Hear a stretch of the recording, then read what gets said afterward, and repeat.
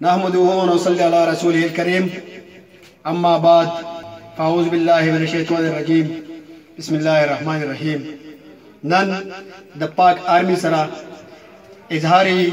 یوم یکجهتی په موقع باندې خپل پرایم منسٹر جناب عمران خان ته یو پیغام ورکول غواړم او هغه پیغام دا دی چې عمران خان زه د خپل پاک آرمی د دومره قربانۍ ته وګورم د هغو د بادرۍ ته وګورم او ستا د بزدلۍ ته وګورم ماله افسوس راشي ماله جړه راشي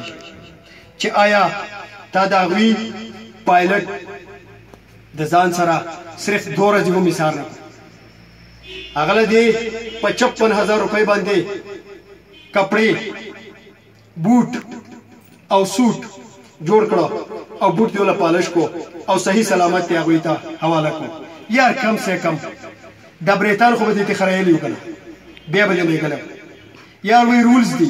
د کوم ځای رولز دي دا رول صرف او صرف د پاکستان د لپاره دي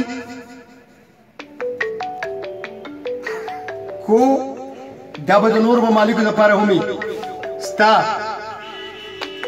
کرنل حبیب چې د نیپال نه وبیل دی او تر د اوسه پورې د هغوی سره دی د هغې سره رولز نشته ستا مقبول حسین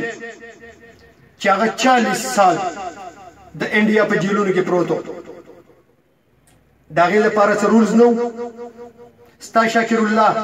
چې هغوی دومره په زبردستۍ سره زیاتیانې ورسره وکړې او هغه یې هلته ووجلو او لاش هم تاله نه راکړ یار د دې نه پس مودي تا ته یو فون خدرې کړ دی یو خط یې رالیږل دی یو معافینامه یې لیکل ده چې غلطي شوې ده چې موږ راغلي وو او ستا په ملک باندې حمله کړې ده افسوس صدا افسوس چې زه د پاک آرمی دې بادرۍ ته وګورم او پاکستان اسلامي جمهوریت پاکستان یو آزاد ملک او په هغې کې زه بیا دې غلامۍ ته وګورم اخر موږ سره د څه کمی دی موږ ولې دومره یریږو زه نن هم قسم په هغه رب چې زه یې پیدا کړی دا ځمکه او اسمان یې پیدا کړ دی او دا ټول کائنات او مخلوقات یې پیدا کړ دي